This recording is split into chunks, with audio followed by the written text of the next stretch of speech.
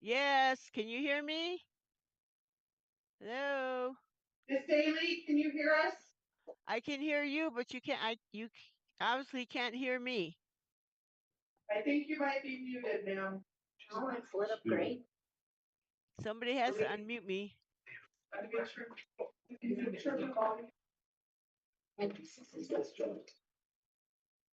No, but the district always stays muted if the boardroom is unmuted. Thank you.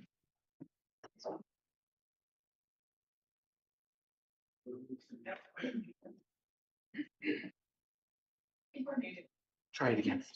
Ask her if she can. Miss Daly, can you hear us now, ma'am? I can hear you all, but can you hear me? We just can't hear you. You can't hear me? Let's see.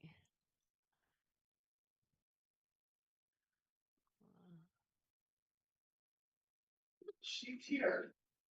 Hello, testing 1 2. Testing 1 2. Miss Daly, I'm sure Type in you've the heard chat we're if I having didn't confirm your. a lot of technical issues because we had some power flashes earlier this afternoon. So we're trying to get it to where we can hear you.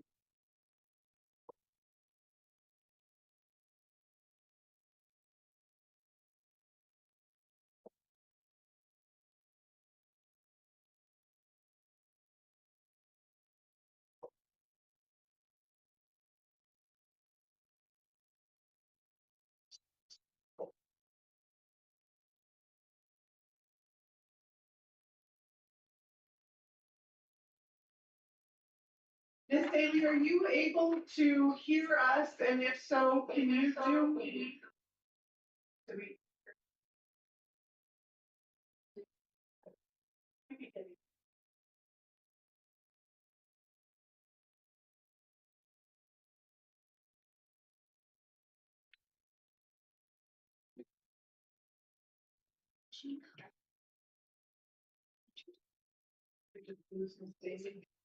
No, She's still there.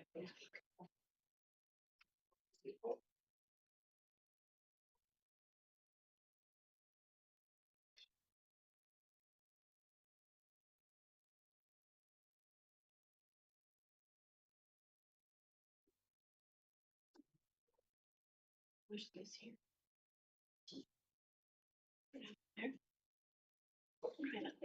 All right, Miss Daly, we see you on here. I'm gonna let Miss Turley proceed with the rest of roll call. And hopefully we'll have some volume for agenda adoption.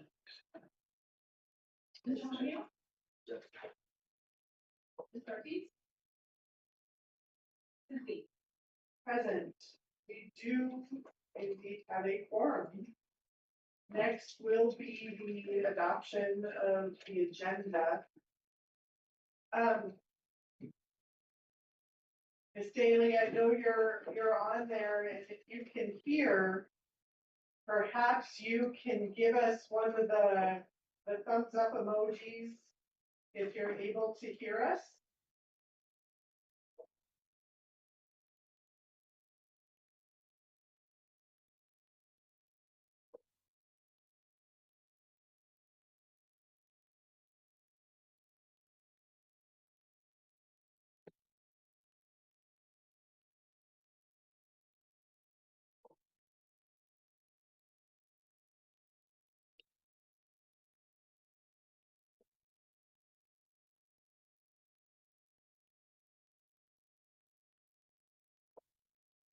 You know that she can see.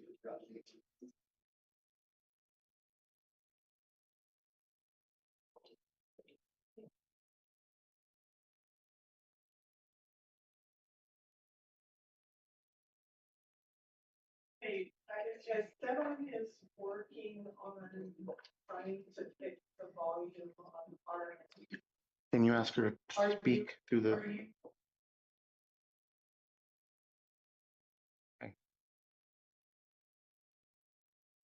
Yes.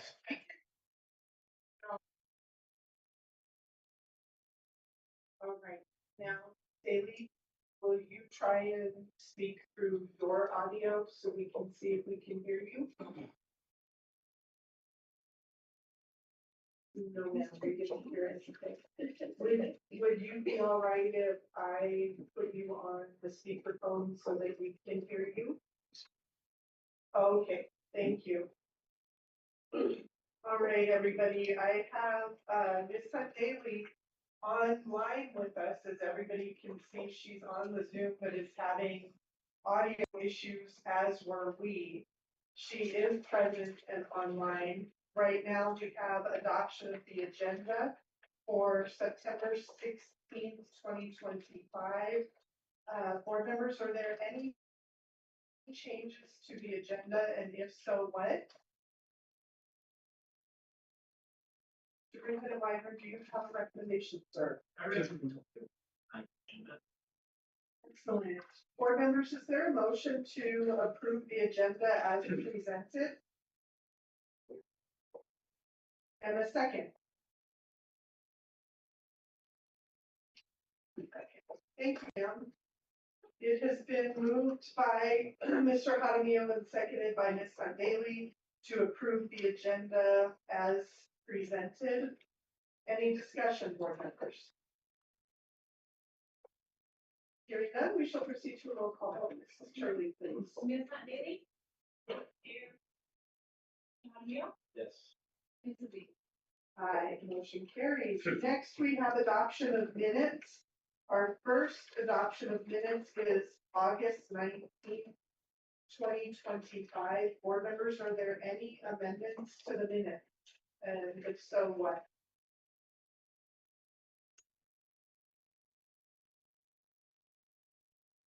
Superintendent Weiner. I recommend we approve the minutes from August 19th, 2025. Very good. Board members, is there a motion to approve, excuse me, the August 19th minutes as presented? Thank you. And a second. Second. Thank you. We'll be quick going this way.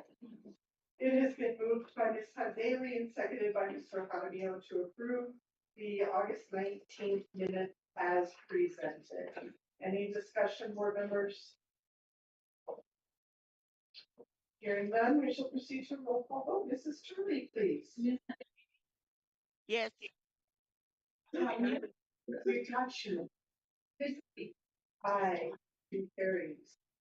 Next is August 21st. I think we have your volume now, Miss Dave. Yeah, I hear double. Okay, I'm gonna hang up my phone because now I have you in the. Okay, thank you. Now, can you still hear me? Yes, ma'am, we can still hear you. Okay.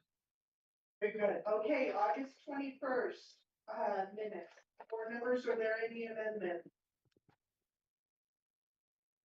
All right, Superintendent Weiner. I recommend we adopt the minutes, Very, approve the minutes from August 21st. very good. Board members, is there a motion to approve the minutes for August 21st, 25 as 2025 as presented? Thank you. And a second. I'll second. Thank you, ma'am. It has been moved by Mr. Jaramillo and seconded by Ms. Daly to approve the minutes as presented for August 21st, 2025. Any discussion, board members? Hearing none, we shall proceed to a roll call vote. Mrs. Turley, please. Ms. Daly? Yes. Yes. Ms. B. Aye, the motion carried. Mrs. Turley, are there any citizens to address the board this evening? No. Thank you. There are no citizens. Mr. Weiser, the good stuff, sir, recognition. Yes. So it's been a little bit of time since we've had a board meeting, and so tonight we're going to do our SEL recognition. We are going to recognize some outstanding folks from school sites that go above and beyond. And these recommendations came from our peers, our colleagues. I opened the floor for feedback and had a couple of nominations for tonight's SEL award. So without further ado, we are going to give the first SEL Social Emotional Learning Love Award to our secretary from Mount Taylor Elementary. She works very hard every day, and her colleagues notice that and they appreciate the work that she does. So our first SEL award tonight goes to Miss Jamie.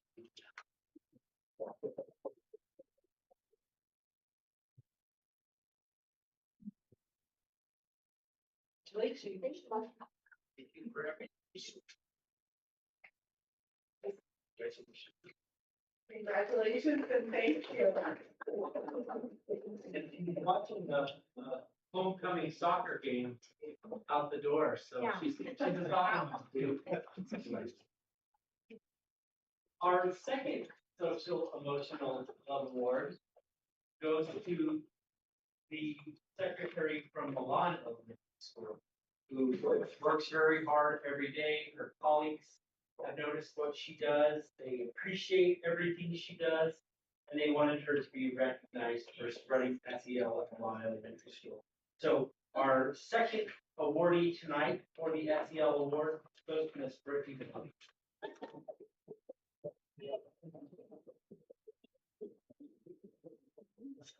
Congratulations, Brittany.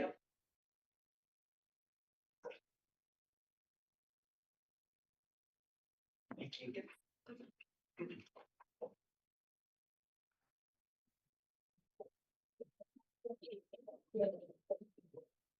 And of course, we're giving our Edu Champion Award to a gentleman who is an outstanding teacher.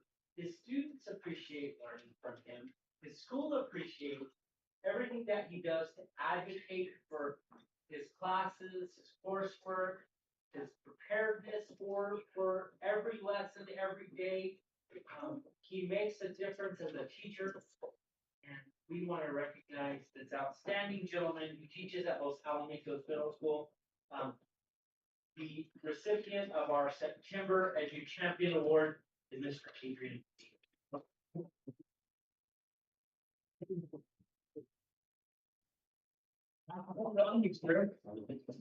And now you've gotten all svelte. We'll hold it there. For sure. Awesome.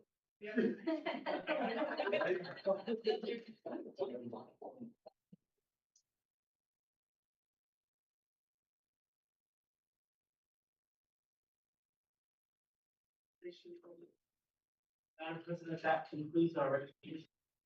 Very good. Ms. Berman, I believe it's up to you now. Yes. Presentation. We do have some presentations, and they're exciting presentations. We got to have a few last month, and tonight we get to recognize some of our outstanding students who have worked very hard academically to complete their coursework and are preparing to graduate early.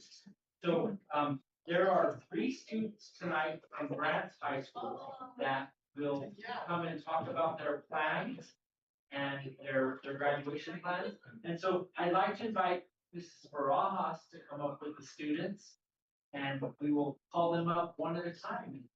Let's see. Good evening, Madam President, members of the board, and everybody in attendance. I'm Scott, I'm the assistant principal at Grants High School. We are going to be presenting 2 of the 3 students who applied for early graduation. One is not in attendance tonight, but I have Miss Lily Williams and Miss Danica Wilson ready to apply for early graduation and seek a recommendation from you all. They both are on track to graduate with their junior cohort and are ready to take the next step to advance their coursework in order to be ready to complete graduation this year. So I will invite Ms. Danica Wilson up first, and she can share some of her future plans with you all.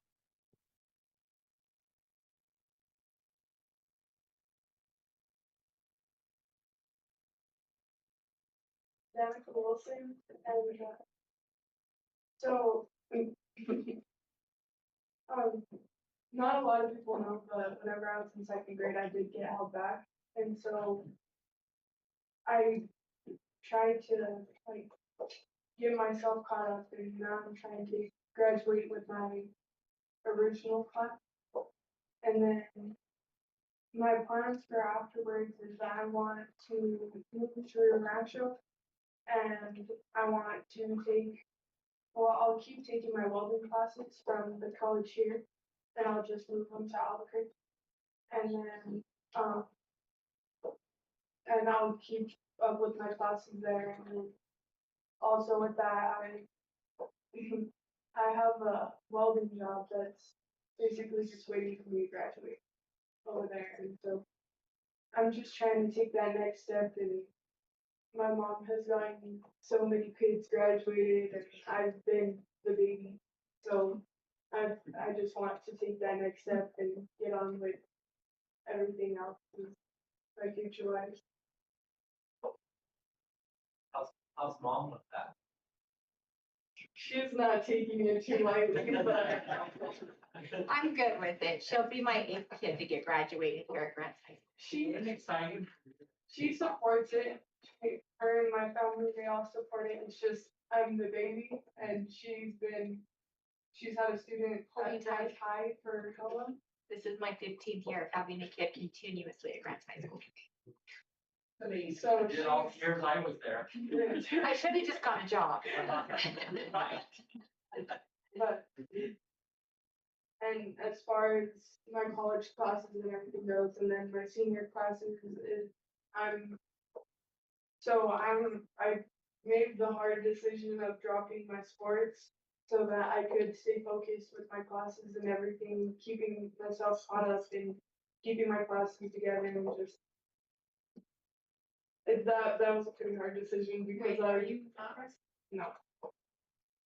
I know. I agree. I've gotten that reaction from everyone and I'm still yet to talk to Tommy about it. Academics and. Well, aren't there some conditions we can impose? Danica, we are very proud of you. I don't know if the board members caught on to, you're doing high school coursework, but you're also doing college coursework. Yes, so right now, instead of me taking AP class, I started with the college and as of right now, I'm doing their welding art class. But as soon as January hits and I could enroll in more classes, I'll start my beginning in TIG and then my beginning in MIG as well. Thank you. Very good.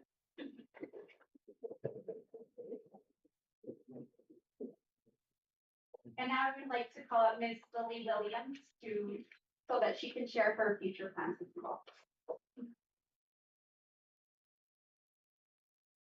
Hi, how are you guys tonight? We're great. How are you tonight? I'm ready. I'm ready. Okay, so I guess the question is, why do I want to go through with it? And it's kind of a little bit of a story. Ever since I was little, everybody always asked me why, or if I would like to graduate early too, because my sister graduated early in 2020. And I always said no, I never wanted to because ever since I was little, I always dreamed of the high school experience, doing sports, having all the friends, going to prom, even graduating, everything. And it hasn't reached my expectations. It wasn't what I expected, want to say. So, whenever I was in the 8th grade, I moved to Albuquerque, and it was a little hard. And so for this last year, my sophomore year, I came back over here, and for those whole 2 years that I was in Albuquerque, I always thought that if I came back over here, I'd be able to get back in the group and get back with my friends and actually do what I wanted to do, always dreamed of when I was little. But since coming back over to the school, it has been a little hard getting back to be friends with everybody and getting back to just not what I expected. So I think that this decision for me is more for a little bit to like, I think I need this to grow and to have new experiences and yeah, I'm ready to move on and I'm ready to start college. My plans are to, I'm not sure. I've never really wanted to stay in New Mexico. I've always wanted to go to school out of state, but now when it's getting a little bit closer, I am super nervous, obviously going to a new state by yourself. But my plan is to study law and I'm deciding between a lawyer and I would love to be a lawyer, but I also would love to study law and psychology. So maybe I could do something kind of like an investigator type thing. So those are my two things. Either way, I know I'm going to study law and business, but those are my plans. So yeah, I am ready for a new beginning and I'm ready to start my life. I'm ready to grow. You're ready to be an adult. Yes, and I know every time I've told this to somebody, they told me, well, you know, it's gonna be hard. You're gonna have to pay bills. You're gonna have to be on your own and it's not gonna be what you think. But I think as long as I'm happy within myself and doing what is going to make me happy, I'm okay with taking on other challenges as well. So yes, I am ready to be an adult and start my life and start my career and ultimately just be happy. Yes, this is why I'm doing this. Absolutely solid. Yes, Be a be a teacher. everyone always wants me to, my mom is a nurse, everybody always wants me to go into the medical field. And so whenever I tell her that I want to study law, she kind of looks at me like, but yes, but yeah, yes. And that is something I've always, I don't know if you guys have watched like the show Criminal Minds or like NCIS. That's what I've always watched growing up and that's been my theme. So I'm super excited to do something that I love with my life, start a job that I love. Congratulations. Thank you so much. Okay. You guys have a good day.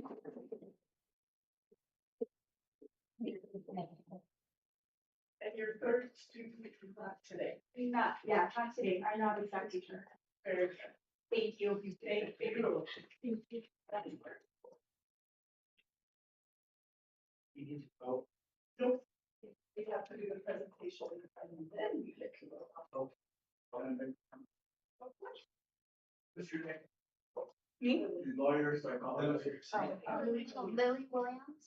I have a relative of mine who's doing, he's taking law courses, but it also is a company. Yeah, Because is he liking it? she's interested, she's still incompetent, Still new? but she's trying to find the book because I don't know if she likes programs. Yes. But she's fascinated, psychological parts. Yes, me too, exactly. So, I never heard of that. And now two. Yeah. Two. And It's a trend. they both seem to be quite motivated. By the way, I come up first. So it doesn't mean anything at that age. You learn about. Great.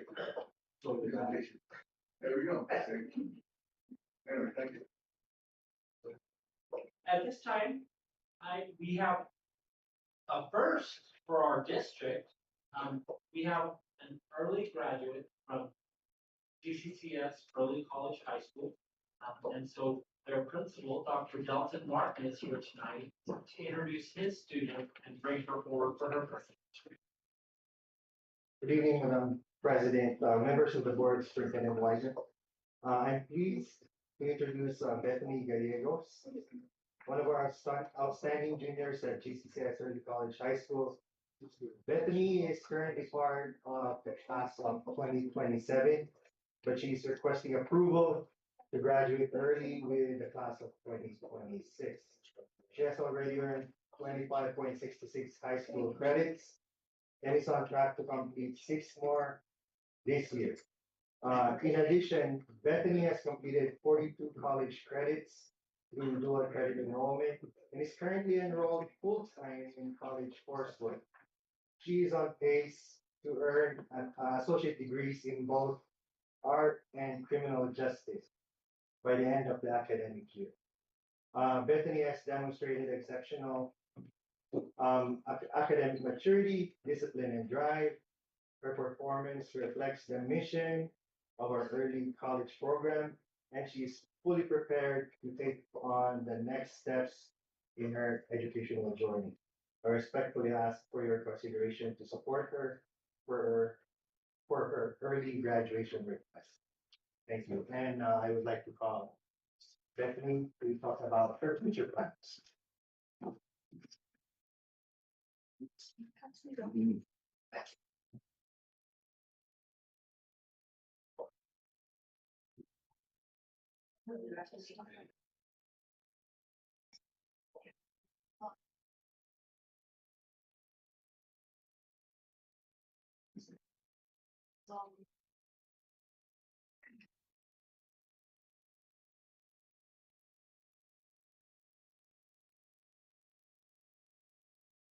Good evening, President Francie Lee, Vice President T. Walter Jaramillo, Secretary Ronald Ortiz, Board Member Dr. Guy Archambault, Board Member Emily E. Hunt Daly, and Superintendent Weinberg.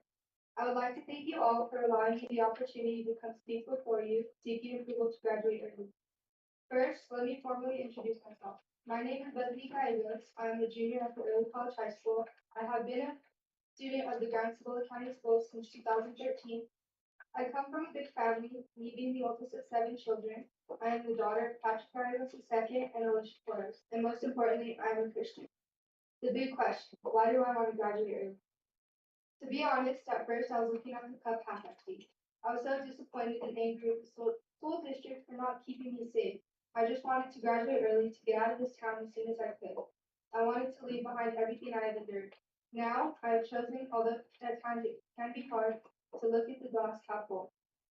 Romans chapter 5, verses 3 through 4 states, not only that, but we rejoice in our suffering, knowing that suffering produces endurance, and endurance produces character, and character produces hope.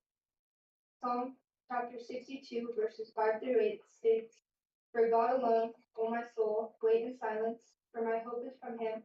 He is only my rock and my salvation, my fortress. I shall not be shaken.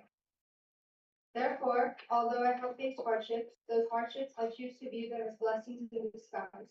I now want to graduate early to not only prove to everyone who has doubted me that I can, but also because God has opened a door for me and I refuse to allow myself or anyone else stand in the way of it. I have sat down with Ms. Jeremiah and Ms. Whitmore, my college advisor, and as of today, I am on track to complete my high school courses as well as my college courses by the spring of 2026. If I am approved today to graduate early, I will not only graduate with my high school diploma, but also an associate's degree in criminal justice. After graduating, my goal is to immediately take summer classes at MSU grants and pursue a bachelor's degree in criminal justice. My hope is to complete that within a year and a half or less, if possible. After that, my goal is to enlist in the Air Force as a commissioned officer. Not only was I inspired by my family, such as my papa, papa, uncle, and great aunties and uncles to serve in the military, but I also have a desire to serve our country. As Charlie Kirk said, the American dream is alive. If you work hard, stay disciplined, and never give up, you can achieve anything. In closing, I would again like to thank all of you for your time. I would like to thank all of my elementary, middle school, and high school principals, teachers, and staff that helped me get here today. I would also like to thank my dad, mom, brothers and sisters, my Nana Sylvia, Papa Jason, Papa Rick, Grandma Susan, and Papa Pat. They have been there for me through all the highs and lows. They have given me words of advice and encouragement, and they have guided me through this journey. But most importantly, I would like to thank my father, God.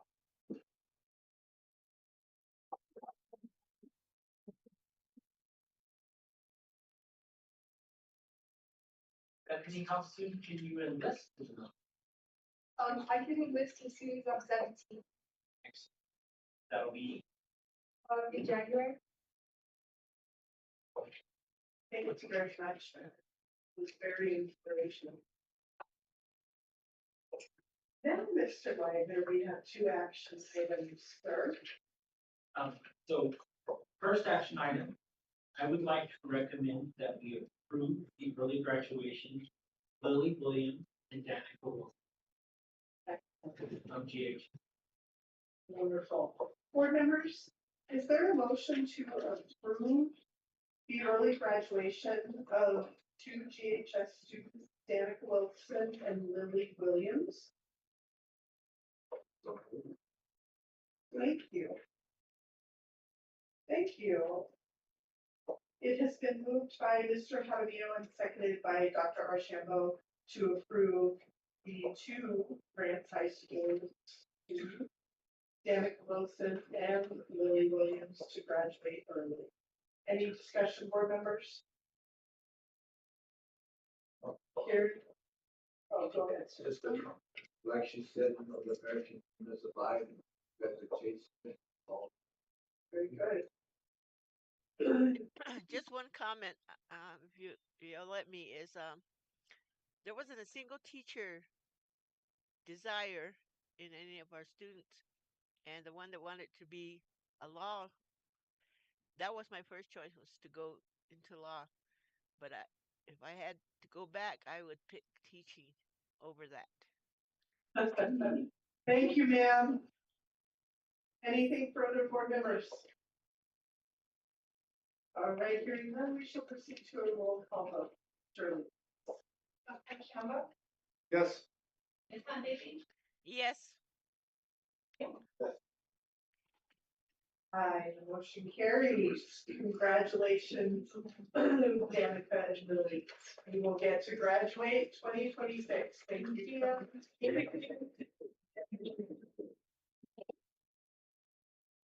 And Mr. Wagner, our second. I'm very excited to recommend approve the early graduation. Miss Bethany Gallegos opts to pursue her career. Very good.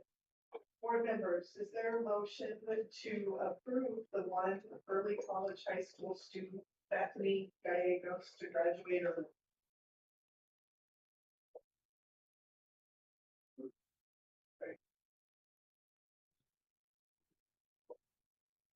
It has been moved by Dr. Archambault and seconded by Mr. Padilla to approve early college high school student Bethany Gallegos to graduate early.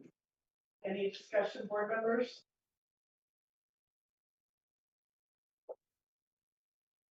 Very good. We shall proceed to a roll call vote. Mrs. Turner. Dr. Shambo, Yes. Ms. Daly, Yes. Yes. Aye, motion carries. Congratulations, Bethany. Producing Time,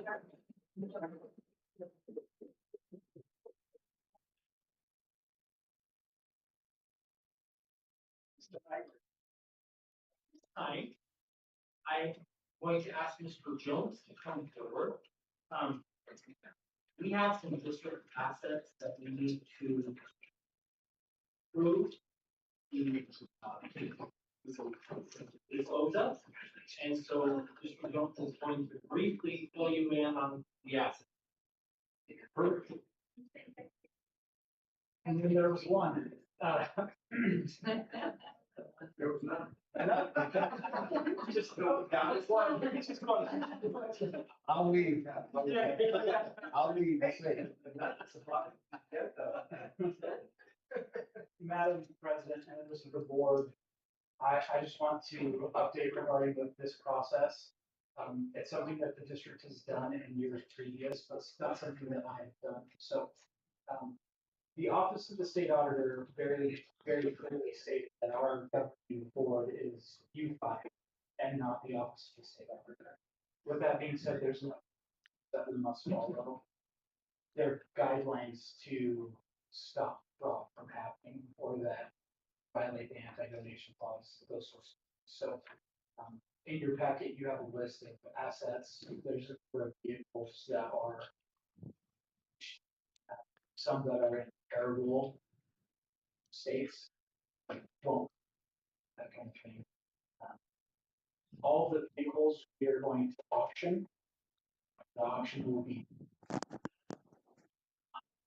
it will go for 30 days and the vehicles will go to the highest bidder. We also have a backhoe. The backhoe pre-existence of every school employee. It's one of those things that is really old. If you recall, we had quite a flood last June.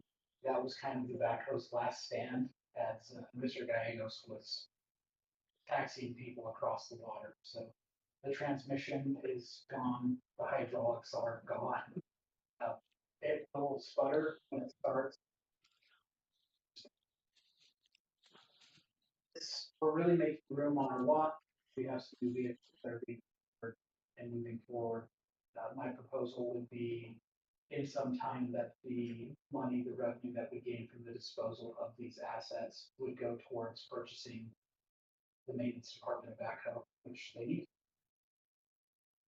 That's the spiel. So the process is, if you all will approve it, I will send a list to the Office of the State Auditor. They basically say everything looks good, and then we can proceed with function. That one that's no good, we just get rid of this cat. Correct. It's junk. I'm curious, and I'm a person that will squeeze every dollar out of something. So I called around. It will cost us money to dispose of it because it won't run. I mean, that means that somebody has to come below the way and come along and a little bit of ingenuity to make sure that I can get onto a trailer and get transported safely. So, if approved, I actually have somebody that is interested in driving. And it'll go on the auction block that all together. On the other side. Correct. The backhoe won't be a disposal. Okay, it won't be a sale. Okay, the vehicles will be a sale. The rule with the Office of the State Auditor is anything that could potentially have a value of over $5,000 must go to public auction. Anything over 25,000, that's when they start saying, why are you getting rid of something that's worth so much? Let's transfer that to a school district that needs it, that sort of. So, And this is KIA, so it is just. yep, so the backhoe's disposal, the vehicles will go for sale. This will be the first of a few auctions that I'll propose.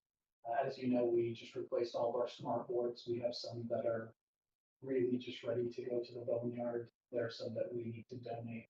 There are some that we will sell. And we'll have that list broken down in that dispose, sell, donate, so that the board is aware of what we plan on doing with those assets.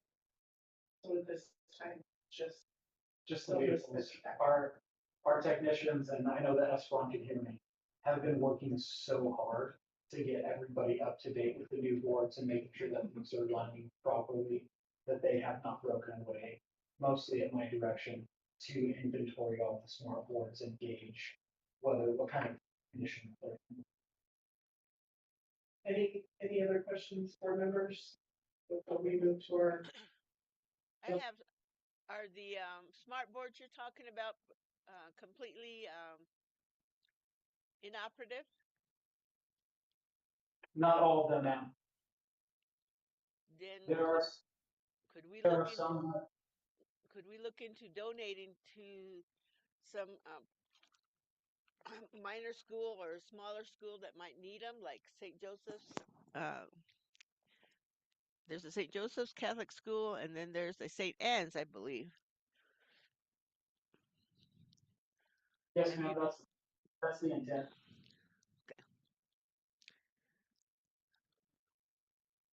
Right, Superintendent Weimer.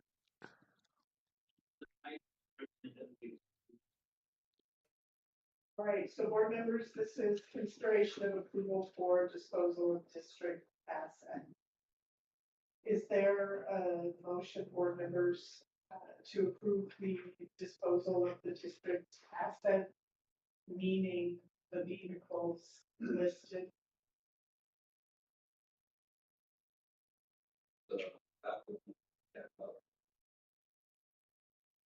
Correct. The backhoe will be a disposal. Everything else will go to sale. So moved. Thank you. It has been moved by Mr. Fabio and seconded by Dr. Archibald to approve the disposal of the district's assets. Any discussion, board members? Let's get rid of all that stuff instead of it. Bring it. You can get a dollar out of it. All right, hearing none, we shall proceed to a roll call vote. Dr. Shambo? Yes. Ms. Yes. Daly? Yes. And motion carried. Mr. Wagner, now we're on to item C. As I have promised the last 4 or 5 board meetings, we are working very diligently as a team to try to update our policy, be compliant with our website, have systems and procedures for all of the policies. And so this guy is here tonight to do one first read for us and 3 second reads. Just making sure that our policies are up. Excellent. Ms. Gallegos Ortiz, you have the floor. Good evening, Madam President, members of the board.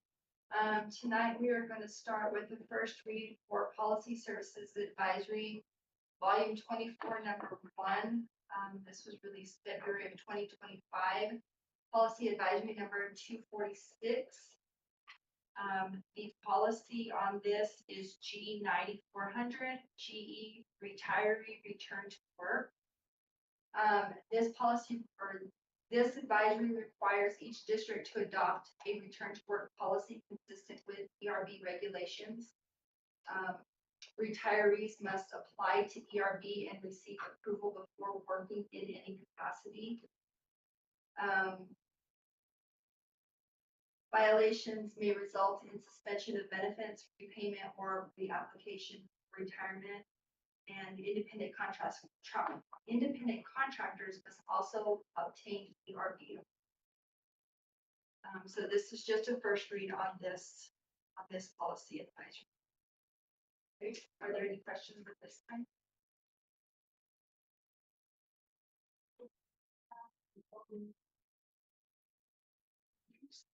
Mr. Ortiz, the link. I am unable to send it via my phone. I believe to his cell phone. Thank you, ma'am. I apologize for the interruption, Ms. Vega. We have a board member attempting to get on right now.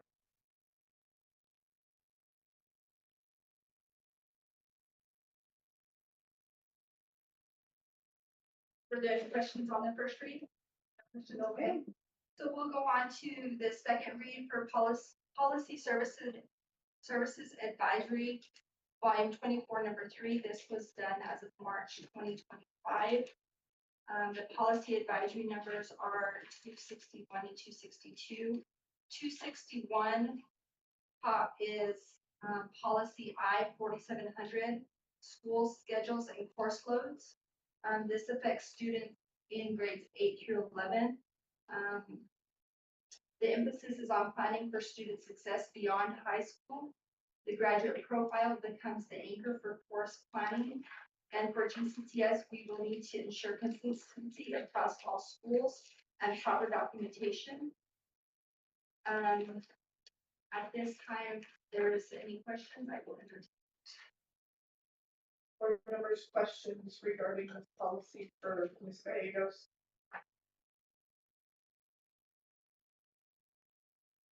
All right, we will now move to consideration of approval of policy adoption number 261, policy I-4700, II school schedules and course loads. Superintendent Wyman, do you have recommendations? I recommend you move this.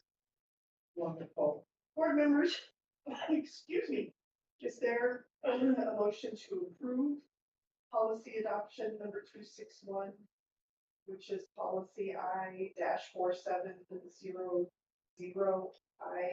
IE school schedules and course loads. And a second, please.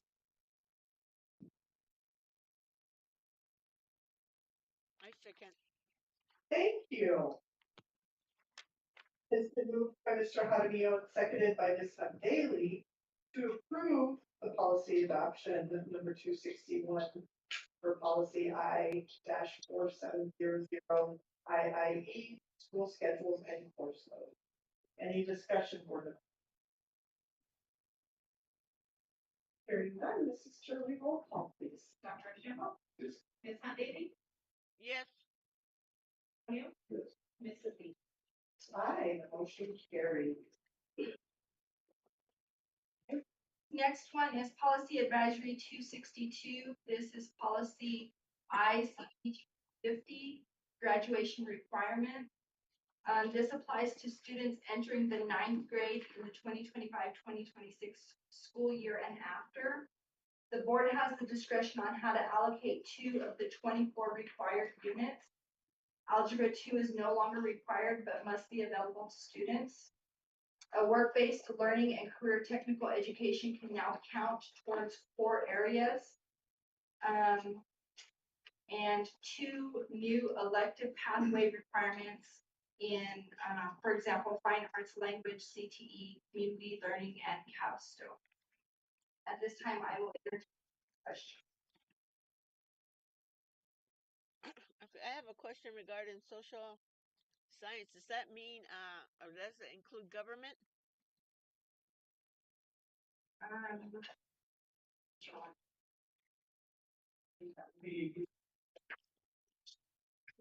Social science. Social science. Will you repeat your question one more time, Ms. Daly? I'm just wondering, because usually, around their junior, senior year, they're required to take government.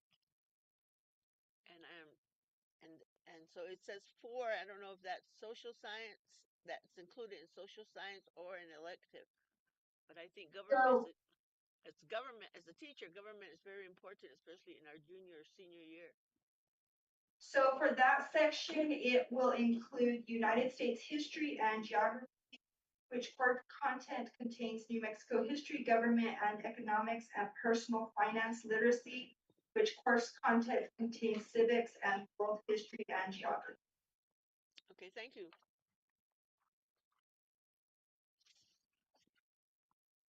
Any other questions, board members? Together, the 27. Yeah, it's the kids this year, so it's the, is it the 20, 30, 28 project? 29 project.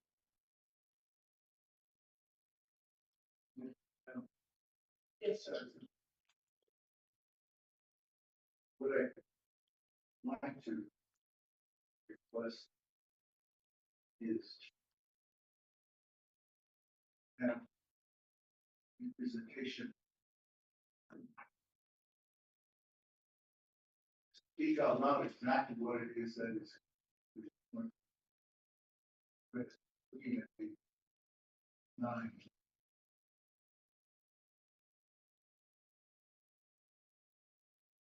Not that I have a question, it's that public needs to hear the basic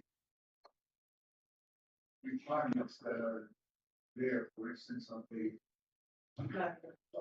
12, you go to page 8, the first sentence tells us something about 9th grade. So if you would describe briefly what is the requirements, what are the requirements for 9th grade in what year? Gives the first paragraph, 8 minutes. Okay. Beginning with students entering the 9th grade in 2025-2026 school year, successful completion of a minimum of 24 units aligned with state academic content and performance standards shall be required for graduation and the award of a diploma of excellence. These units shall be as follows: 4 units in English, which shall include 3-unit sequence provided that department-approved work-based learning, career technical education, or English language development courses that meet state English or English language development academic content and performance standards may qualify as required English unit. The next one is 4 units in mathematics, 2 of which shall include a sequence of algebra 1 and geometry, or another integrated pathway of mathematics equivalent to algebra 1 and geometry, provided that financial literacy courses or department-approved work-based learning or career technical education courses that meet state mathematics academic content and performance standards may qualify as required mathematics unit, and provided further that algebra 2 shall be offered as a mathematics course. The next section is 3 units in science, 2 of which shall have a laboratory component, provided that department-approved work-based learning or career technical education courses that meet state science academic content and performance standards may qualify as required science unit. The next one is 4 units in social science, which shall include United States history and geography, which course content contains New Mexico history, government and economics and personal finance literacy, which course content contains civics and world history and geography. The next one is 1 unit of physical education as determined by the school district, which may include a physical education program that meets state academic content and performance standards or participation in marching band, dance programs, junior reserve officers training corps, or interscholastic schools sanctioned by the New Mexico Activities Association or any other co-curricular physical activity. The next one is 1/2 unit in health education, provided that 1/2 unit may be earned in either middle school or high school, and further provided that the health education courses include the standards set forth by NMSA 22-1-13. And the next one is 7.5 units, elected units that meet department academic content and performance standards, and that shall include 2-unit pathway concentration of a student's choice in language other than English, including American Sign Language, fine arts, health, military career preparation, a career technical education program, or community or service learning, a capstone course or work-based learning, provided that financial literacy, computer science, student service learning, career technical education courses, and a sequence of languages other than English shall be offered as electives, and provided further that media literacy and pre-apprenticeship programs may be offered as electives. Thank you for reading that out loud for us. That is just for the public figure. There's more to it than that, and so as we communicate the hierarchy, there's an assumption that we will be getting close to that. We probably potential that we work now. So it's part of this. Just wanted to hear it. Thank you. Very interesting that credits changing. Yes. We may see an increase in students that want to graduate. We may see that. Sure you all remember from the spring, this kind of started with the legislature. And then we had one session. Yes, sir. Very good. Superintendent, do you have any information? I recommend that they group this. Very good. Board members, we have consideration of approval of policy adoption number 262, policy I-7350 IKF, graduation requirement.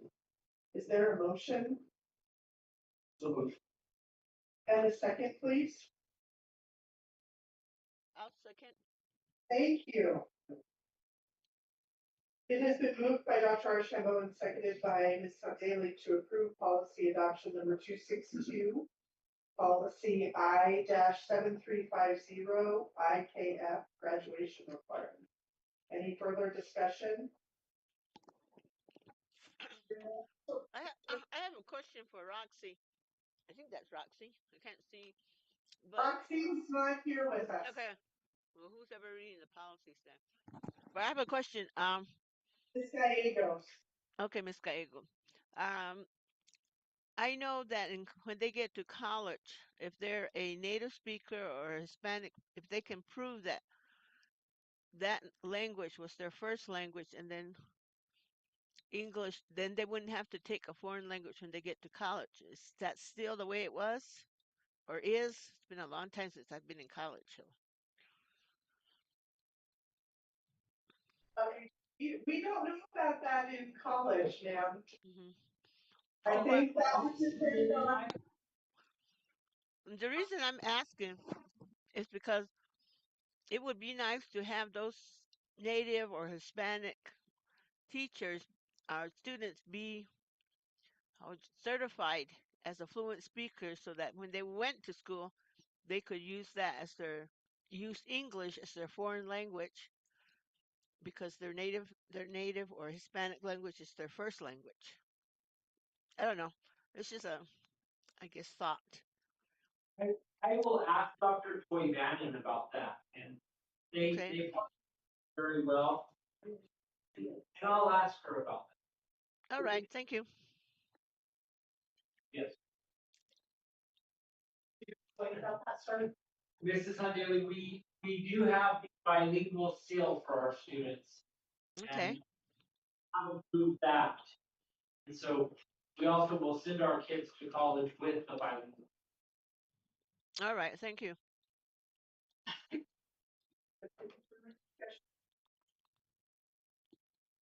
All right, Mrs. Shirley, roll call. Dr. Campbell, Yes. Ms. Bailey, Yes. Yes. Ricky, Is he on? Yeah.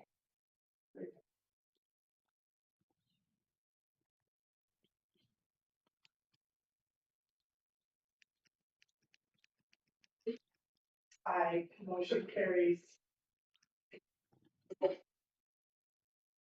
Welcome, Mr. Ortiz. I didn't know if you had made it on. We're glad I'm to have on, and I'll vote yes.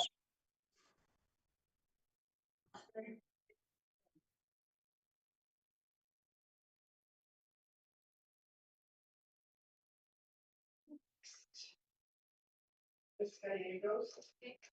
Next, we will be looking at policy advisories 263 and 264. 263 is policy I-7450, graduation exercises. This law took effect immediately for the 2025 graduation season, which we are already in compliance with. Tribal regalia includes traditional dress, jewelry, feathers, and other significant cultural items.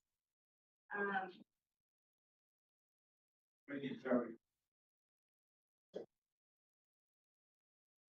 6 pages. Just three. Okay. Seems like.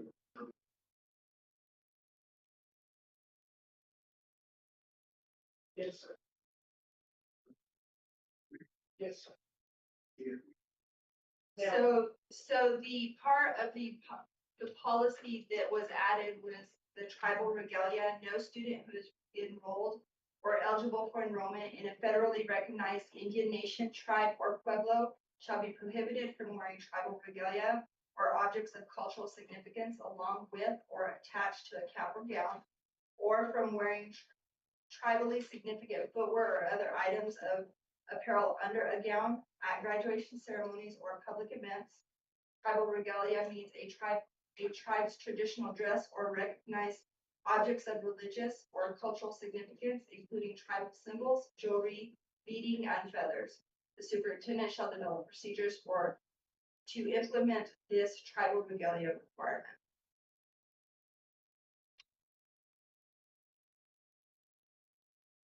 We've never had any issues with our students bringing their regalia. But we are working on procedures that do.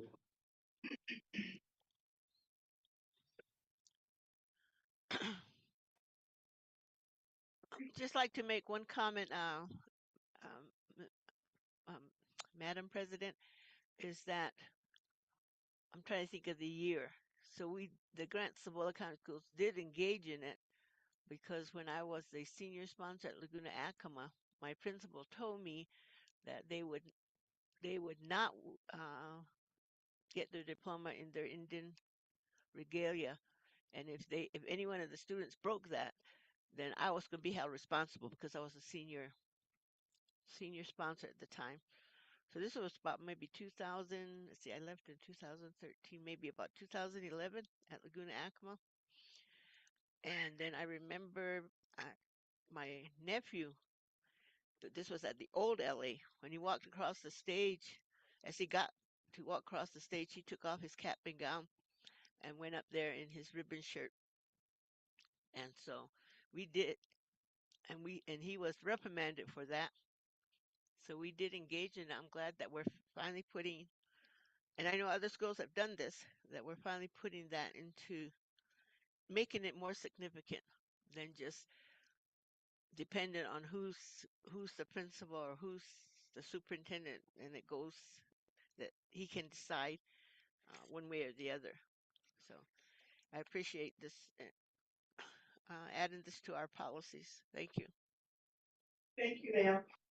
So board members, consideration of approval of policy adoption number 260 I-7450 AFP, graduation.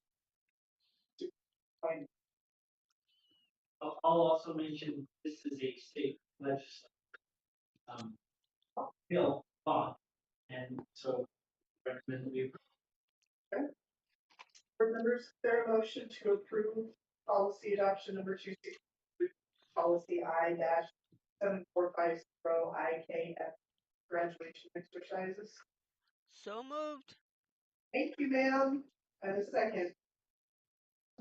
Excellent. It has been moved by Ms. Daly and seconded by Dr. Archambault to approve policy adoption number 263, policy I-7450 IKFB, graduation exercises. Any discussion, board members? No, just a comment. He said when he said she got that fixed before she was done. Right? Beautiful. All right. Mrs. Turley, roll call, please. Dr. Shambo? Yes. Ms. Daly? Yes. Yes. Mr. Ortiz? Yes.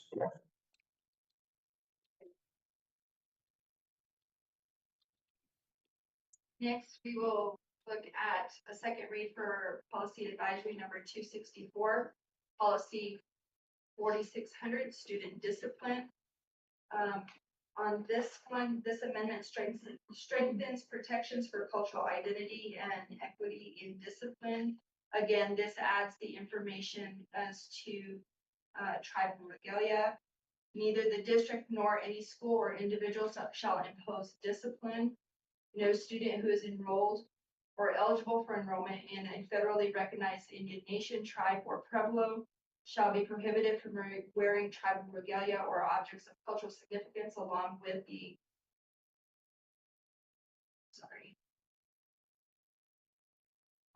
with or attached to a cap and gown, or from wearing tribal significant footwear or other items of apparel under the gown at graduation ceremonies or public school events. Tribal regalia means a tribe's traditional dress or recognized objects of religious or cultural significance, including tribal symbols, jewelry, beading, and feathers.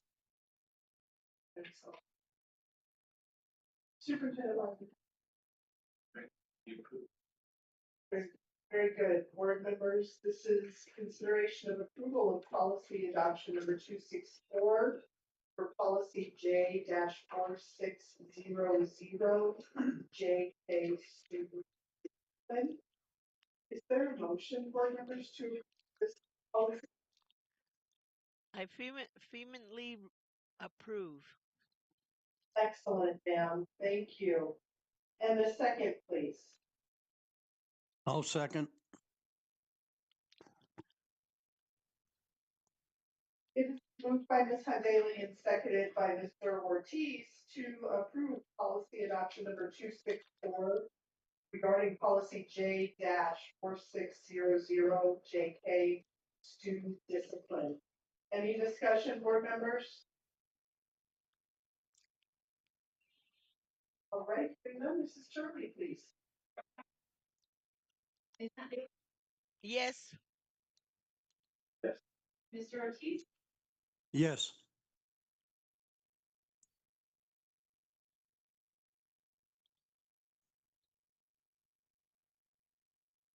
Day 3400, student interrogation, searches and arrests. Again, while reviewing past board meeting minutes and checking that all approved policies were services.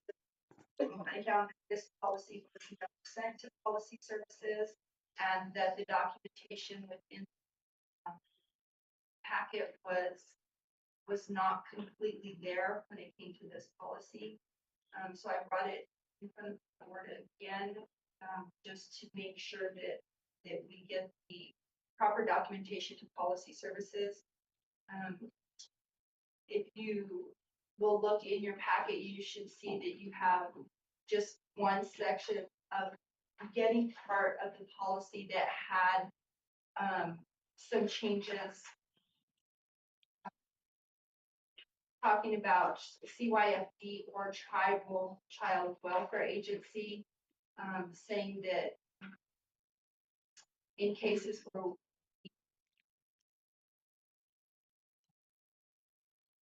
I'll just read it. Request by law enforcement agencies and or other government agencies such as CYFD or a tribal child welfare agency to see a student, interview a student, make an arrest at school must be verified by the principal and or his designee, and to be assured that such request is authorized by the individual agency. And in the case of a tribal child welfare agency, that CYFD is made aware that the tribal agency is handling the matter. The principal will request identification and written authorization for the individual and will verify the legitimate request by the agency and if necessary, by notice to CYFD by telephone. The principal must notify the office of the superintendent each time the police or any child welfare agency does this. So those areas were requesting added to policy. Also, for interviews, a parent may be present during an interview except when interviews are conducted pursuant to a report of child abuse and the interview is by CYFD, tribal child welfare agency worker or a peace officer. Except in child abuse and neglect or abandonment situations, should a peace officer appear on campus requesting to interview a student attending the school and to direct that the parents not notified, school administrator shall be notified and the school office shall contact the student's parent. So those were areas that were requested to be amended on this policy. Yes, sir. Could you read the paragraph under the heading? Parent may be. A parent may be present during an interview except when interviews are conducted pursuant to a report of child abuse and the interviews by a child, youth, and family department worker, tribal child welfare agency worker, or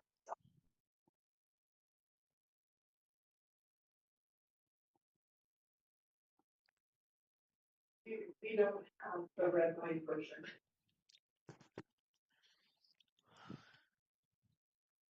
Yeah.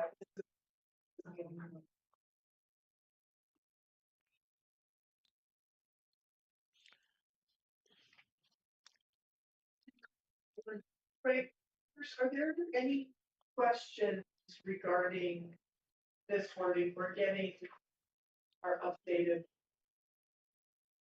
right now. I do recall the first time that we had you read the policy, the first read this Vegas. We did have that red line version. I'm calling it red line just because it was what was changed. But for some reason, when we got this one, we did not have, and I agree with Dr. Archambault, our our interview first paragraph does not complete the same as yours, so Ms. Turley is getting us a copy of that.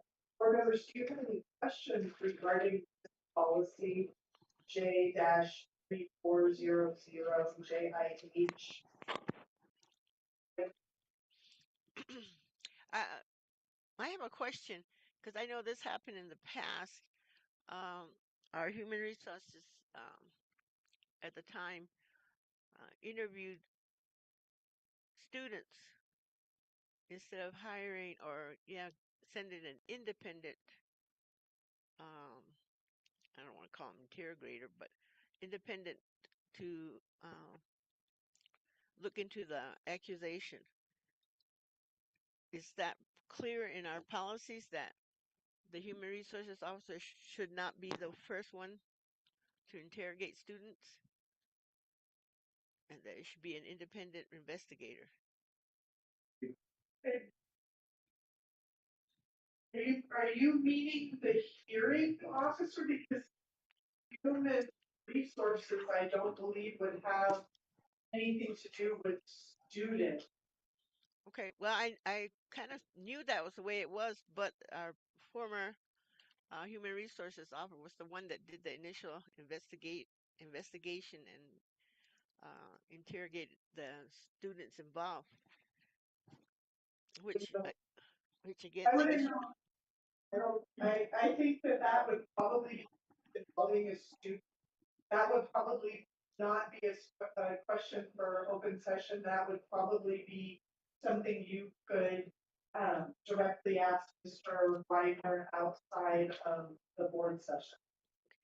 well, I just want to make sure that's in our policy that there shouldn't be that Then, interaction. correct. The Okay. new policy states for interviews, a parent may be present, and then the parent should be notified, that the school administrator shall be notified in the school office, shall contact the student parent, and the parent will be asked if they wish the student to be interviewed. If so, it will be requested. If so, we read that. Parents will be asked if they wish the student to be interviewed, and if so, will be requested to be present or to authorize the interview in their absence. If the parents cannot be reached, the peace officer should be requested to contact and make arrangements to question at another time. And Okay. I just want to make sure it's in our policy. Thank you. yes, ma'am, it is. It is in the revised policy. Would you like, for Ms. Gallegos to send you that? Oh, that'd be fine. Thank you. Very good. One of the things also whenever we're dealing with CYFD, we call CYFD and then CYFD are they call the, so we don't serve all tribal child welfare, we call CYFD, and then it's their process to call the other end. It's not something that reach out to tribal child welfare. I'm sorry. Maybe it's individual's microphone, but it's on my end. It's really choppy, and I don't. I miss every other word. So I don't know if I some. apologize for that, ma'am. We've had the weather come in, and I think that had a hard time with the technology this evening. Okay, I just thought it was me.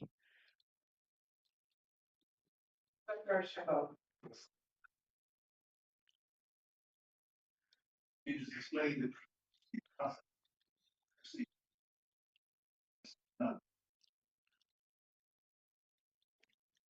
That the first contact, he was away. That's been our process, yes. How would a representative try to be aware? that they have to this.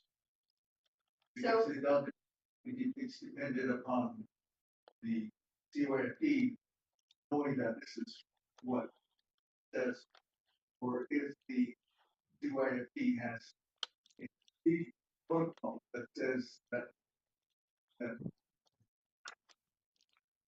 child should be identified, who is concerned should be trying to be identified, that they can then determine whether or not there's try public private. Not necessarily, you're saying that we contacted some side whether they're gonna contact the tribe. I don't think I don't think it's that it's, they make determination or not. It's their procedures or their process to, tribal child welfare. But when When we- it comes to when we those tell them concerns. the name of the student, we identify that person by their ethnicity or by their tribal affiliation. I don't think we necessarily identify that in that particular manner, no. It just, I mean, it's gonna be part of the investigation when it comes to CYFD, they look at the whole child, it's not just, because the child is Hispanic, whatever, they don't look at the child in that manner, they look at the whole investigative process. And I believe, President, 2 years ago, this became law. This law. Remember, we had tribal consultation. We met at our, and we talked about, who's gonna investigate child and abuse, their village, and so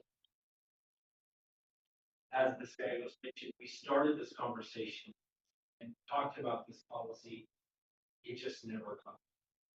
And this is, it does indicate on here, any request by law enforcement agencies and or other government agencies, e.g., for example, CYFD, or a tribal child welfare agency to see a interview or make an arrest at school must be verified by the principal, as Ms. Gallegos read.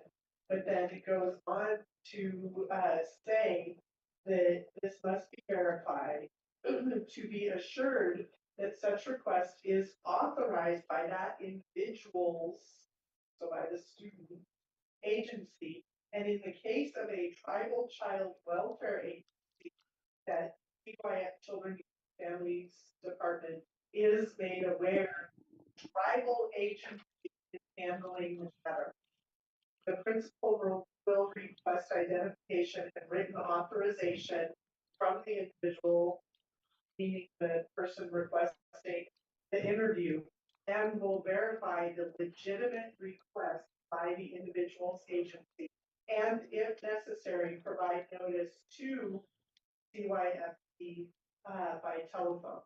The principal must notify the office of the superintendent each time the police or any child welfare agency are on campus. So Ms. Daly, and Dr. Archambault, I believe that this is outlining that if there is a request made for interviewing, this is the protection, if you will, that the district is doing to make sure that it is proper and going to the correct agent first. And this is, like Gallegos said, this is, and Mr. Weiner, we approved this earlier, it just didn't get, so this is the one, correction, escape, the Gallegos that did not get properly submitted to NMSBA to update our policy services. So in essence, were approved. Is that correct, ma'am? Yes, I just want to make sure because there was no other part of that policy that was updated. I just wanted to make sure that that was the section I wanted to be updated. And then also make sure that if our contact is by FD, and then they make contact with other agency, that we're not impeding what their processes are by how our policy is. Just to make sure that we're not contact multiple agencies, we need to contact CYFD and then they. But it doesn't state. It, Or tribal child. yeah. Any request, so this is the request, it's not telling us that we will contact, is that why we're questioning, sir? It's, yeah, multiple agencies, gotta be sure, you know, we can.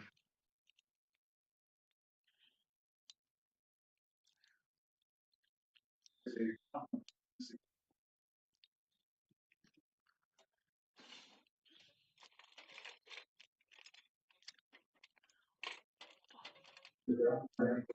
after,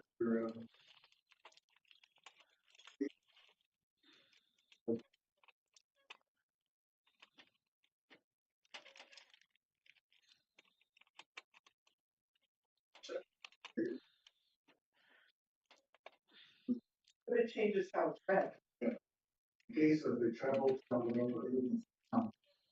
that.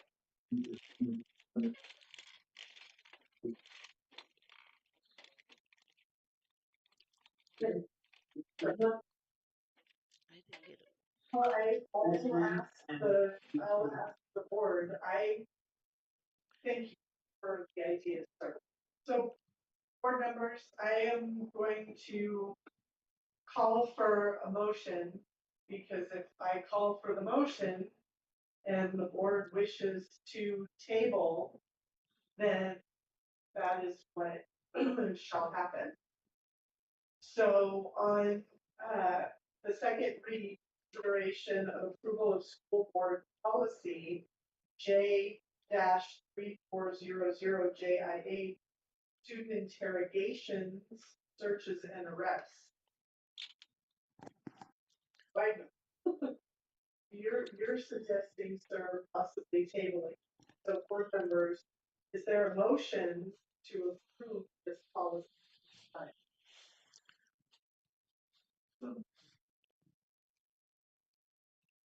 To have a tribal policy. That. You know,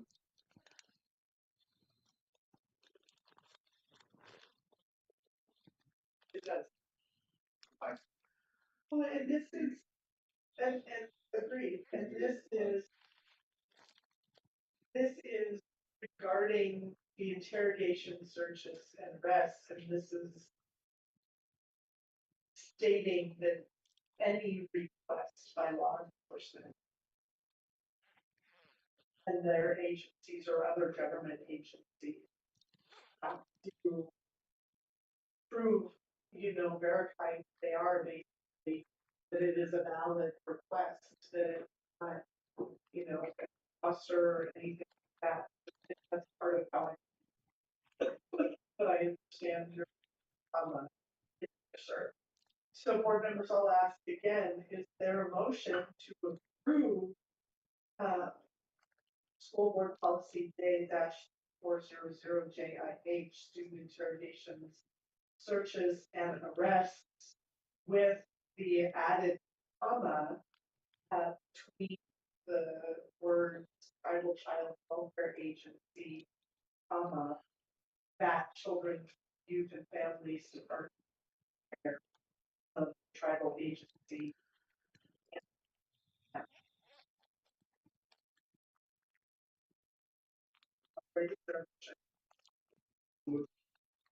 Is there a second? Second. Thank you. It has been moved by Dr. Archambault and seconded by Mr. Palomino to approve School Board Policy J-3400 JIH interrogation, searches, and arrests. Adding in between welfare agency, and children and families department. Any further discussion, board members? I'm sorry, I didn't hear a word. That was quite, so we're approving it? When the added comma suggested by Dr. Archambault that helps clarify Okay, the actual phrase that is making, okay, I got it. Thank you. anything further? Yes. Very good. Anything further, board members? There's one thing that Oh, God.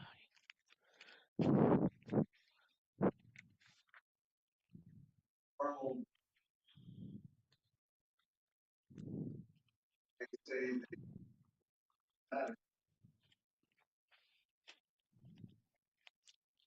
they so what it is that they want to do. That's how. So that'll be a diminished.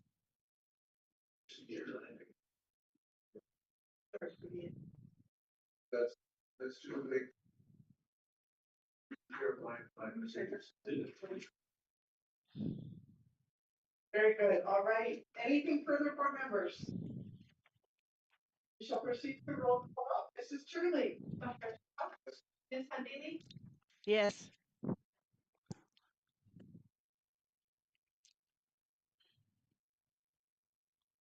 Yes, I did. Mr. Ortiz. Yes. Motion carried. Sir. That took our action items right there. Thank you very much. Yes, sir.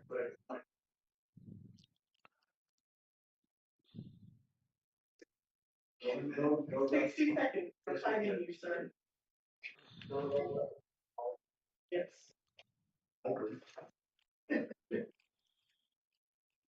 Commission will have pages. People give Dr. Mark and We'll let Mr. Waldo. Mr. Baldwin compliment. Get set up. I'll take a break.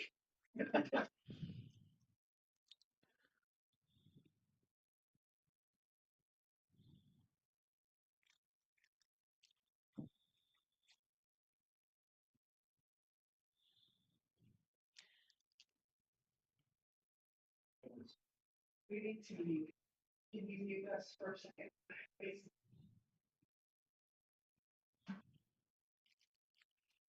I believe so. Does not look like for.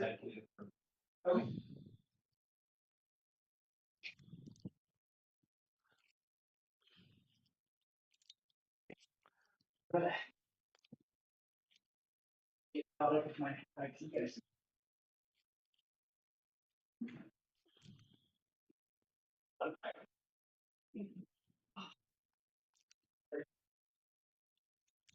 What?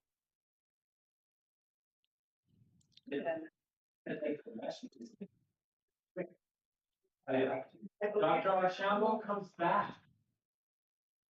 Mr. Lee, you introduced the headliners. We're gonna update on our tribal students conversation. Ready to go? So this part of getting. Those are the other. Go, you put on work.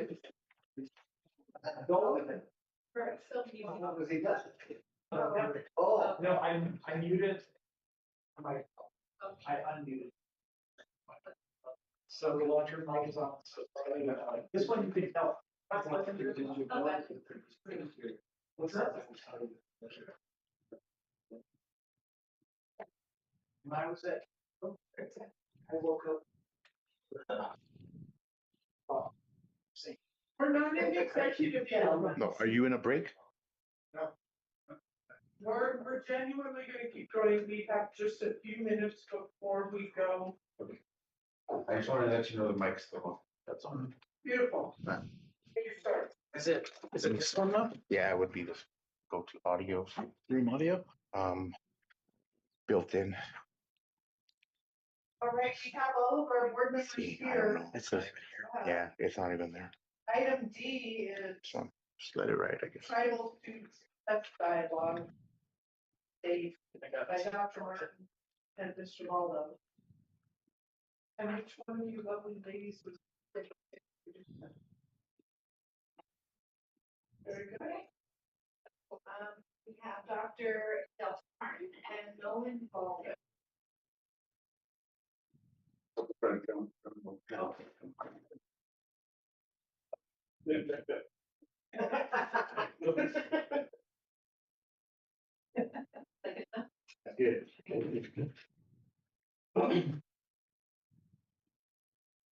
Poate Nova, pe Europa, Grașa, poate și în tică ești. Dalton, ești to the Good evening, everybody. Board members and fellow staff members. Good to see everybody this evening, and glad to be back at your board meeting. It's been a while, several months, I guess. Just a report, the student services dialogue, student success dialogue that we had. We had a first one with the full of Acma and the full of Laguna. And we did share the meeting minutes and notes with Superintendent Steiner. So hopefully put that in the packet. But they did good. We were good start off the school year. I heard that the first one was last week. Both entities joined online. The only one that we've been in contact with was the chapter Baca guide. Had Zoom, something about tomorrow. So that was the only one that we didn't get in contact with. So I'll make that call tomorrow and make sure to see how we can get that effort to bring them into talk. Like I said, the student success dialogues were good. Both in Laguna and Acma were, good to share what they wanted, what the requests are. So we've been working with them to try to get them everything that they need, everything that they requested, all the information. So it's been a good open dialogue with them. Acma first, Mr. Squall, Tracy Ray, we're online, Mr. Johnson online. They get the notes that's been discussed. That it being the first one, so we kind of still just waiting on the information, data and stuff like that. And hopefully the next meeting will their request, whatever they requested, we'll get that information to them. Moving on to Laguna, it was good to meet Laguna. They did introduce the education priority team that was appointed by Governor Antonio. So there's 5 members and listed on the note right there. So it's good to meet with them and talk with them. So hopefully they're requesting another meeting. Hopefully, if not by the end of this month, sometime next month, to meet them in person and discuss some other issues that they have. So myself and Dr. Martin, let them know that we are available whenever they have time to meet with us. We can definitely do that. But like I said, they expressed what they wanted, but common things that both entities want, the breakdown of budgets being utilized for and stuff like that. So, but we can share that information. So, not a big deal. We're open and trying to be transparent with both all entities. Talk with. So it was good. Good. Mhm. Yes, sir. I actually made a show for our programs, but I did stuff and I wanted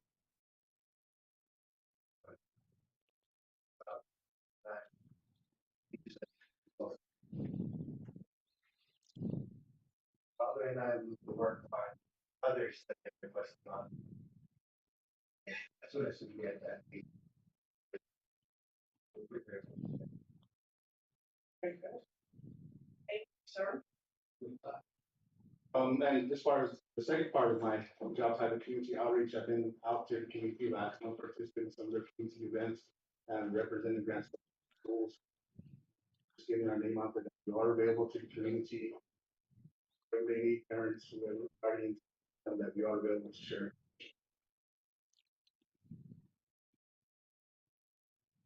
Are there questions for Mr. Waldo or Dr. Martin? Madam President, thank you for your presentation. Mr. Dalton. And the of the topics. And question for you, when do you can see this being part of the travel conservation processes?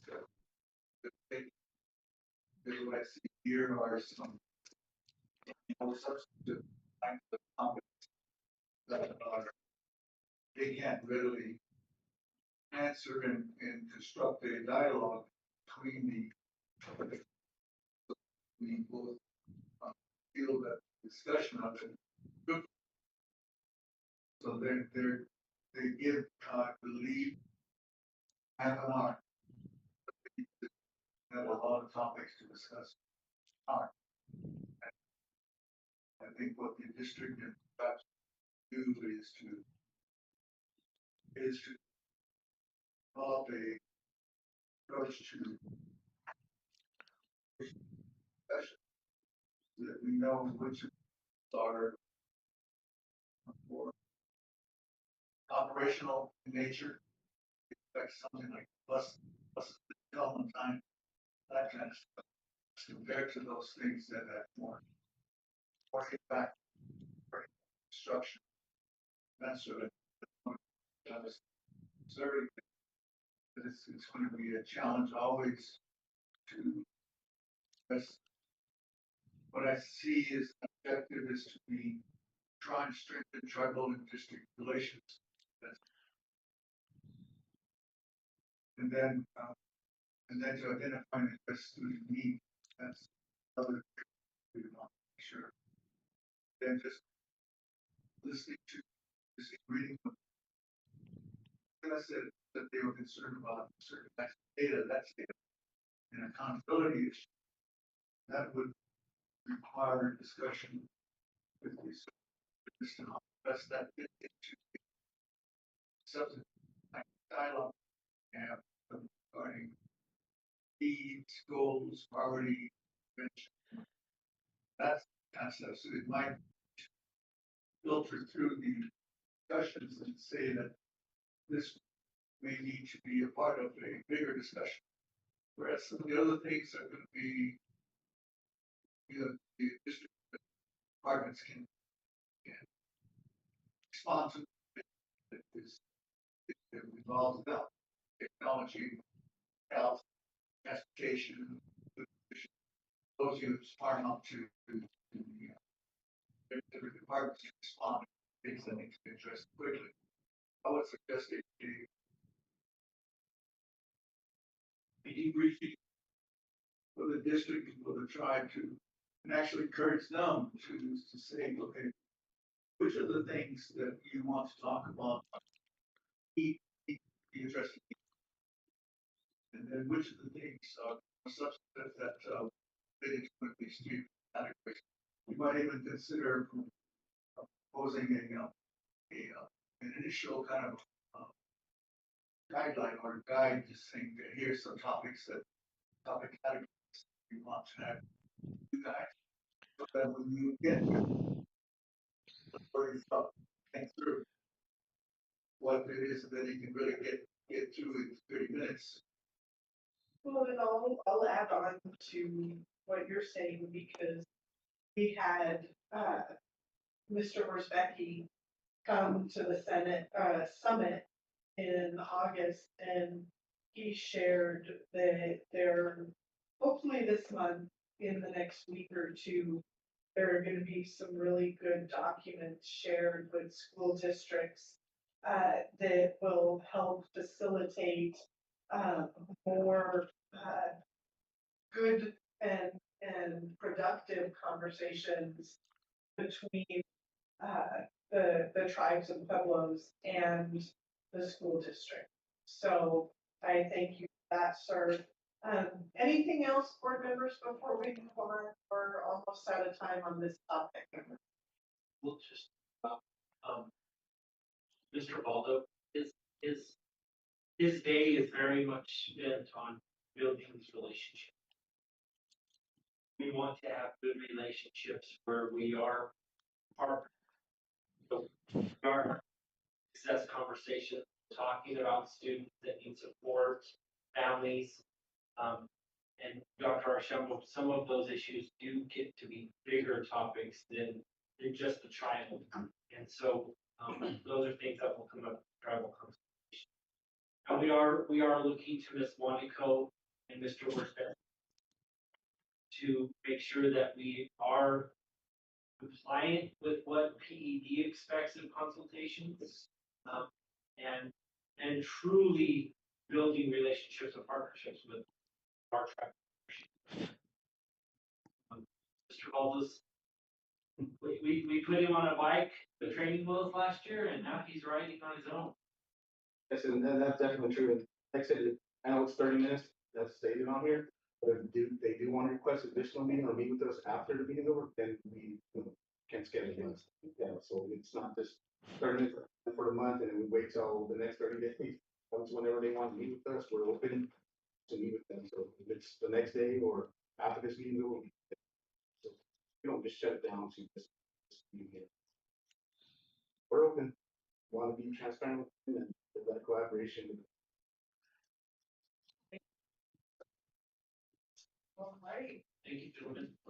thank you very much, Dr. Mark. Oh, Mr. Washington. Appreciate your time, sirs. Next, I believe we have the consent agenda. We do have consent agenda. In our packet, So board members, we've got the consent agenda, consideration of approval of bills and expenditure report for August 2025. Superintendent Weimer. I recommend that we Board members, is there a motion to approve the consent agenda for August 2025 as listed? So moved. Thank you, ma'am. And a second? Thank you.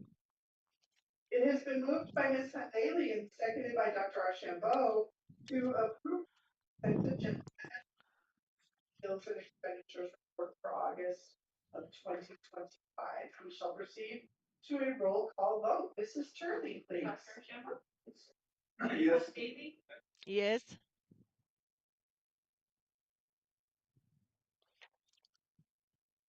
Mr. Ortiz? Yes. Motion carries. Mr. Reiner, this is all you, sir. the superintendent's report, parts of it are going to carry over into our executive session. I'll be sharing a drive with you, a file, and I'll share that with you in the executive session. But some of these items are tied to. The first item in your packets is our most recent agenda from the finance committee. In the finance committee last week, we talked about the disposition of those vehicles, of the tractor. We talked about, we keep talking about bleachers. We need bleachers at GHS. We have some blue bleachers that are now, Laguna didn't want them, and now Blue Water does want them at their field. So we talked about these items in our finance committee, and I just wanted to, I know Dr. Archambault and I talked about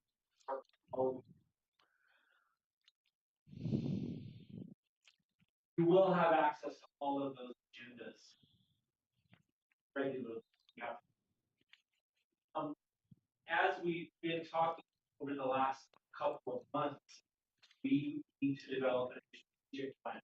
I have talked to 4 consultants about helping us get our plan and getting price quotes as to what they would charge, and meeting with our stakeholders, meeting with our communities, and working with the current strategic plan that we have had that expired, and coming with some new goals. I also mentioned that we had a superintendent training for school teams, and they had us doing some strategic planning, very much like a partnership for all of us. So I will share that information's in the drive that you'll get a little bit. You'll have kind of the information that I have from the consultant that one ten. That work session planning. We do need to have a work session so we can talk about our strategic plan as a board and work together, all of us. So we'll be planning work sessions in the near future. Dr. Archambault and Mrs. Lee have talked a lot about dash plan and what to decide with dash plan. You do have those there.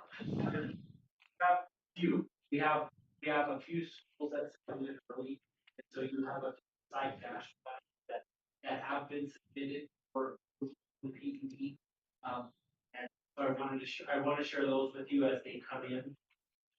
And Dr. Martin and I are working on the district. We had to have a preliminary plan. We approved our budget this spring, so that all as the year goes. Correct. That's your packet. And then I also included Dr. Archambault and I this summer both attended a workshop in at the law conference that was hosted by Ms. Katie Monaco. She was talking about tribal consultation meetings and how they would like to see them run, how they would like to partner with our tribal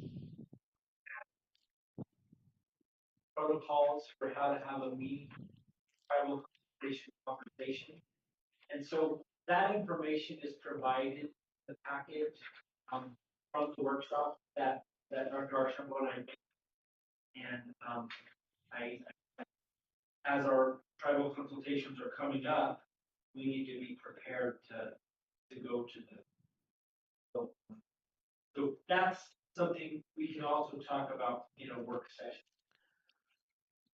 That we all board members are in the loop. Mrs. Daly and I were talking today, and what should a tribal consultation look like? What is a meaningful tribal consultation? Guideline. So I would like to bring that to a very near future work session where we can talk. That's kind of everything I have right now, and then when we get into executive session, sure.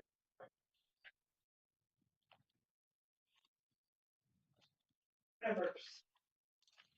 We have executive session now, and leave a statement that says, or will meet executive session for discussion of limited personnel matters pursuant to NMSA 1978, section 10-15-2 of the Meetings Act, specifically for, that is not the right one. I totally on my notes did the wrong one. My apologies, everybody. I will correctly the one that it should be, not the one that I have there. This is the correct one, everybody.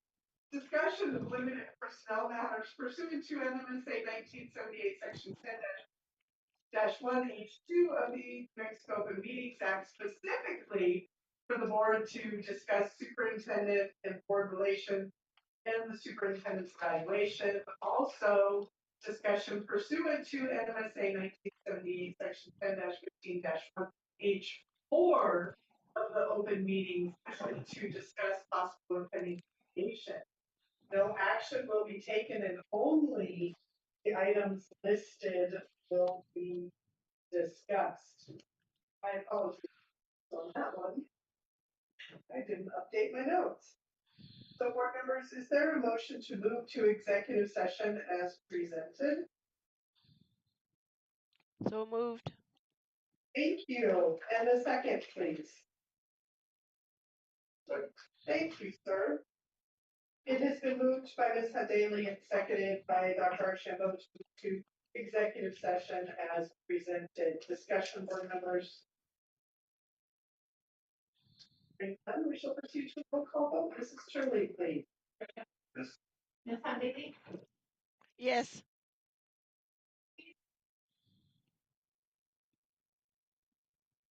Mr. Ortiz? Yes. Lee? Aye, the motion carries. The board has moved into executive session at 7:38 PM. We shall break for just a few minutes in order to get the executive session breakout room started and for the board members that are online to join us in that room. We will reconvene for executive session at that time.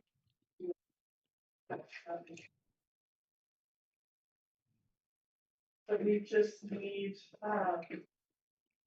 Esteban to get us into the recap. He's working on it.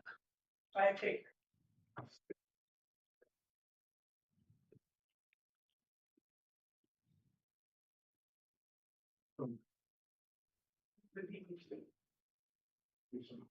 Okay. We've got a few minutes. You can talk without rushing.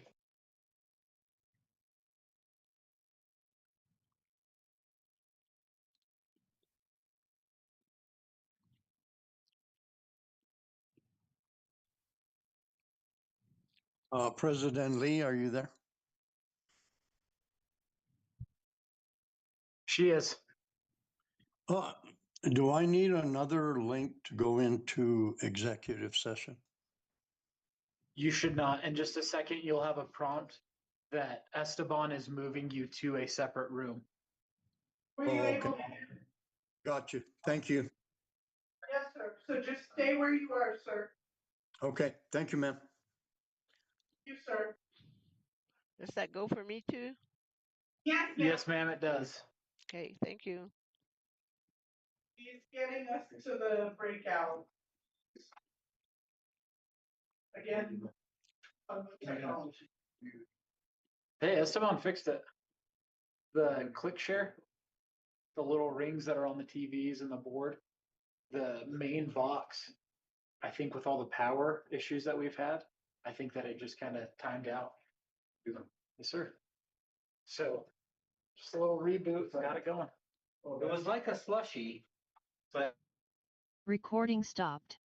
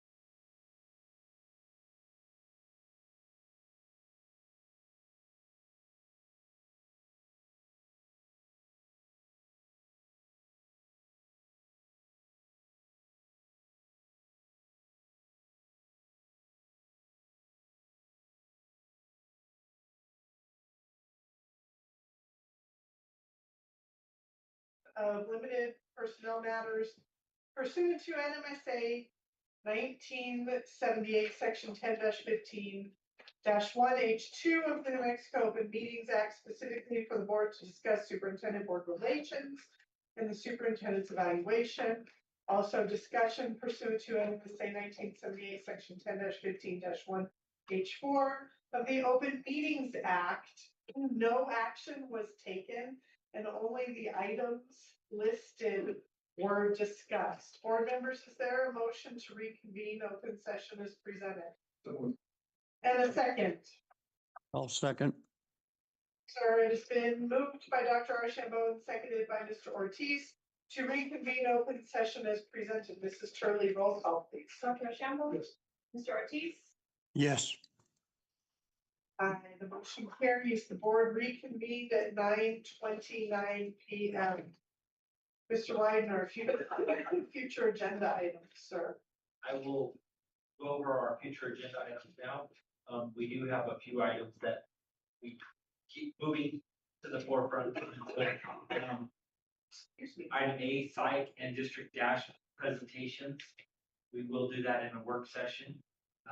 We need to have a work session to work on our facility master plan. We need a work session for our strategic plan. We would like to have the annual SPED update, the 25-26 school year. We do need a work session to talk about our plans for the Yazzie Martinez litigation, and how we can provide services for our kids. And finally, F, we need to talk about our NMPED, Indian Education Bureau presentations, with the details regarding our tribal consultation plans, our IPP 25-26, and our grant application for historically defined Indian impact.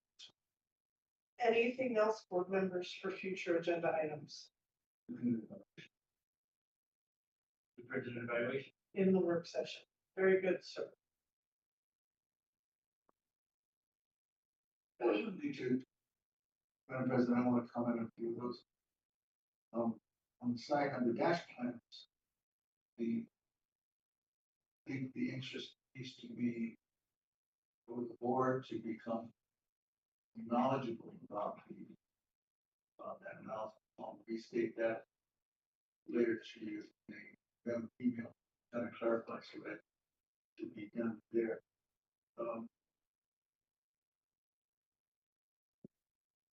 Yazzie Martinez, we need to determine how that impact on district operations this year. The travel consultation plans, we need to discuss how we're going to implement that, given the direction that the board has paid to the superintendent. He knows that that's all written up. So we want to make sure that we have those things addressed that are stated in our plans for the superintendent to be there. But again, I will restate those things in a way that will work for us.